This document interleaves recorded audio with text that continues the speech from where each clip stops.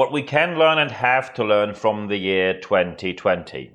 The year 2020 comes to an end, and we all know that this year was very much dominated by one topic. And of course, some people might now say, do we have to mention the word? Yes, we have to. It is coronavirus, COVID-19. The virus that made it very obvious that no matter how strong our business model is and how well we do on the market or in the market we are in, sometimes we just need help.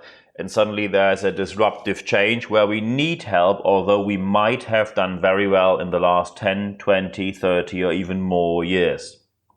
It shows us very quickly that change is something we have to stick to, and change is something where we don't say it's a certain phase or it's bound to a certain time. Change is omnipresent and change happens all the time. As the expert Ilya Greshkovich said before, change is the new normal, and the talent and also the skill to adopt the change will be a core competency for success in the future. And the same applies to sustainable leadership. And of course, change is one of the many parts of sustainable leadership. You will only be able to sustainably lead an organization when you do it the right way. The question, of course, is, and that's what we want to talk about in this podcast today, how do you make sure that from this year 2020 you get the right learnings, that you don't do the same mistakes you did this year again next year? And of course, this might be a tough talk. And by the way, no worries, my podcast last week was way longer than it normally is. It was very important to talk about what we talked about last week, but this podcast in this week again will be in the usual time frame of 15 minutes. What did we see this year? And maybe you remember that I often criticized organizations for their so-called motivational posters where it says, oh, we care about the human being, it's all about the employee, and it's all about the client. Is it?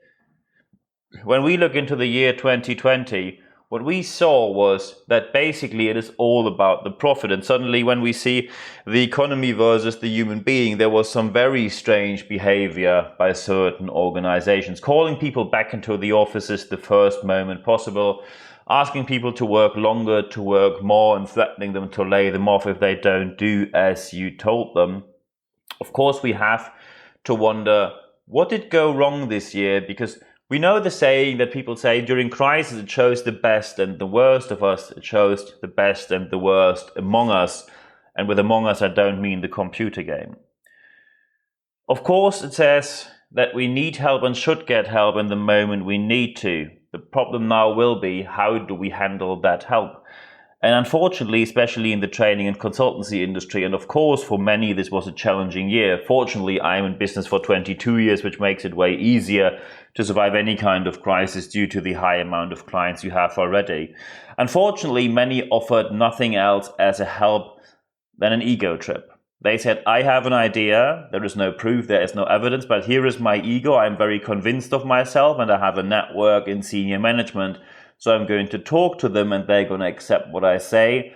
And suddenly here we are, no proof, no evidence, but someone suddenly is able to change an organization, most likely the wrong way, only based on their network, or better to say, their insider deals, because a network should be based on quality and skills.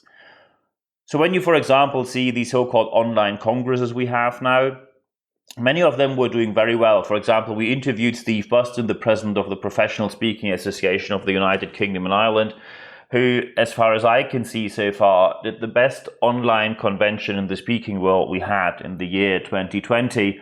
Many other associations tried to do a good convention. Many of them failed miserably, and even worse, their leadership team not only failed miserably, but they told themselves that they set a new standard to how to run online events, which, bad news for them, was not the case. One of the very first reactions was that suddenly members realized that these associations, although they claim they were world leading, are not world leading, and the members left accordingly.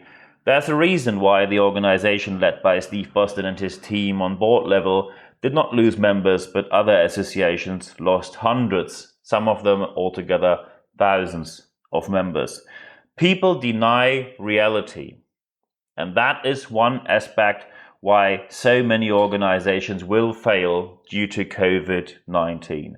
You listen to non-experts who are nothing else than convinced of themselves. They are very loud, not driven by quality, but by the size of their ego and their so-called network, which is, as I mentioned before, nothing else than an insider deal.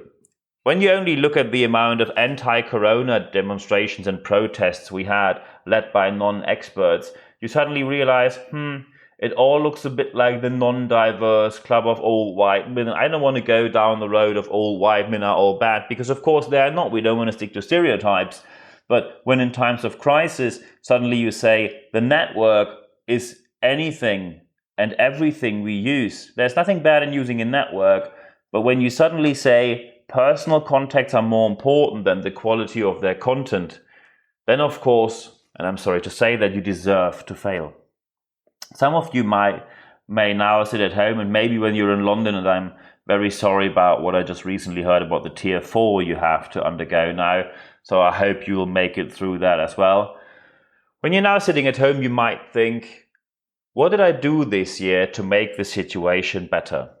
And quite frankly, some managers and executives did very well. Some of them adopted and thought it's a great chance to change the organization, and it will be a change which will be a constant change. We will not go back to an office culture like we had before. Unfortunately, these kind of managers and executives are the minority. I have not seen a single year in business with so many wrongdoings from the leadership teams, senior leadership, managers and executives. Not a single year has been as bad as this one. Of course, you could now say, well, it's a year of crisis, so of course things might go wrong. I can tell you, since I became self-employed, I lived through the burst of the IT bubble, I lived through 9/11, I lived through the banking crisis, and none of these crises became even anything which is remotely close to the wrongdoing of managers and executives I have seen this year. Sustainable leadership is not an option. It's not something which is nice to have. It is the key factor which will tell you and which determines if you're going to make it through 2021 or if you will fail miserably. Sometimes you already know that things are not going great, and you might, again, and we stick to that again, you might still deny the reality that you have to change significantly, which you most likely haven't.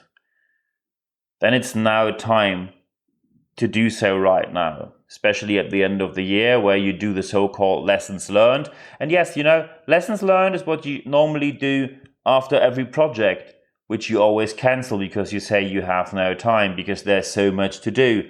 Surprisingly, during COVID-19, where some associations should have enough time because there wasn't much to do for them, they still said, we can't do lessons learned because now we have to focus on doing something to generate profit. Or to put it into a bit more straightforward words, you honestly don't care about learning. When it comes to the economy versus the human being, you only use human beings as a means to generate profit. And by the way, there is nothing bad with profit. When you run a business, of course, one goal is to generate profit. But please don't have all these motivational posters around where you say it's all about the employee. We focus on sustainability, blah, blah, yada, yada. No one believes you. No one believes you when you do that. But of course, and that's a promise I always gave, I never do podcasts where we only complain. Every single podcast episode for the whole year, and now there are, I think, nearly 300 episodes out there, and I'm very happy that we have more than 15,000 people who gave me the time of their life, who gave me their time and listened to my podcast. So how to do it better? That is the goal of this podcast, that we say, how can you do it better? So aspect number 1 is sustainable leadership always needs a balance. There's always a balance between the interest and profit, and there's always a balance when it comes to looking after your people. So when you now, for example, had an office culture where, and now I quote leaders, you think that people like to meet in the office, people like to come to work, people want to get back to the office. This might be the case. Maybe, and that is something which also happened, maybe people now realize, and that is something which the platform edX just recently published, 2/3. By the way, if you don't know edX is the world's largest online learning platform. It was founded about 10 years ago by the Harvard University and the MIT. 2/3 of all employees realize that not only they are questioning their place of work and they might do something else very soon, also more than 2/3 realize now that they have more work to do than they ever had before. And when you work from home, suddenly the world of work and your private life suddenly merges. And this is why I think in the middle of the year, I published the article, Do We Face Burnout in Our Home Offices? You have to be very careful, and especially leaders who say, oh, everyone wants to come back to the office. These are often leaders who basically say, without of course publicly saying it, I want people back in the offices because that's where I can control them. And that is the poorest move you can do as a leader.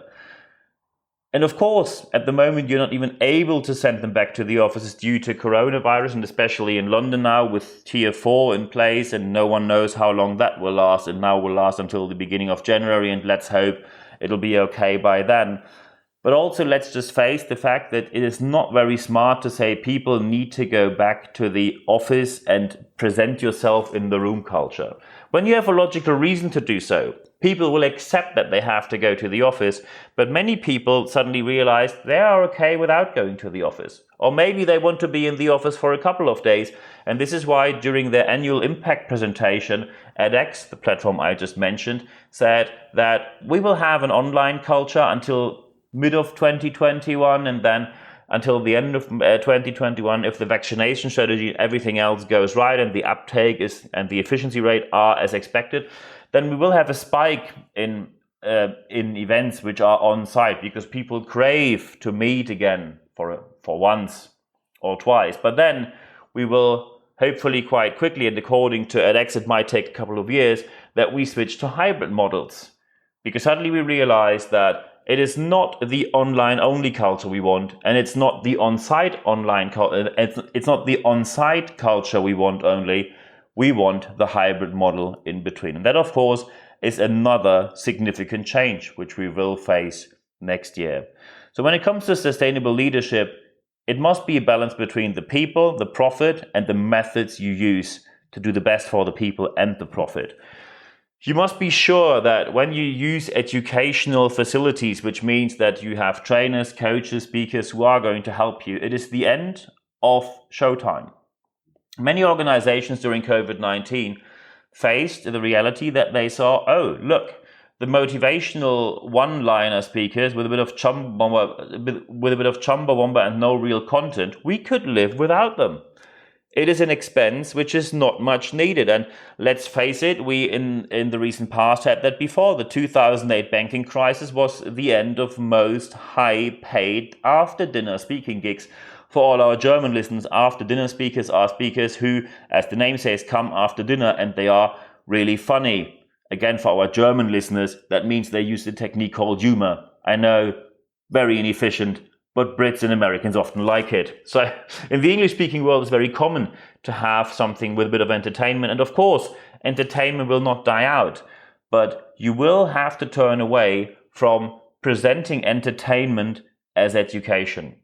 I know it's sometimes very hard to read through scientific publishings, and it might not be great sometimes to read through articles which are very much focused on content, but it will help your organization, and you need more content. And of course, content shouldn't be dry and boring. You need people who are professionally trained to present it in an entertaining way, which is also scientifically proven and practice-oriented, so you can implement it directly into your organization. And this is why you have to step away from these show-only people and spend more money on people who have proper content and who are professionally trained. And professionally trained does not mean a formal degree. Let's face it, look into different places in the world. Sometimes you have very highly educated people who, after all, don't do too well when it comes to results. So focus on content, not on the show. And last but not least, accept the reality and act within your means, because you have to answer the question of your employees, your people. Does it make sense? Because when people think what you do doesn't make sense, they will not follow you. And you have to answer the question, is what they do every day something they want to do? I wish you all the best implementing this in your organization. I wish you a great time for the end of the year. And at the end of this podcast, as usual, there's only one thing for me left to say. Thank you very much for your time.